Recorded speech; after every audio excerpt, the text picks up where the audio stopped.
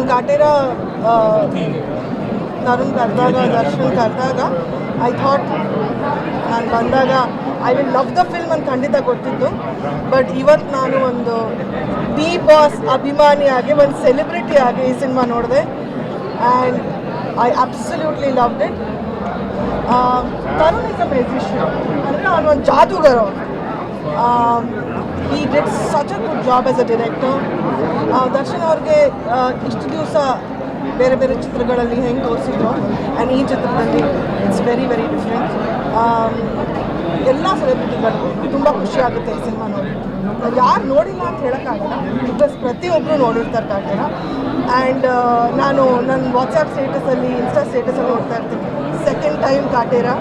So there is repeat audience, ತುಂಬ ಖುಷಿ ಇದೆ. ಯಾವಾಗಲೂ ಅಲ್ಲಿಂದ ನೆಡ್ಕೊಂಡು ಬರ್ತಿರುವಾಗ ಎಲ್ಲರೂ ಕಿರ್ಚ್ತಿದ್ರು, D boss D boss. I have 2 words to say: ಜೈ ಡಿ ಬಾಸ್, ಜೈ ಕಾಟೇರ.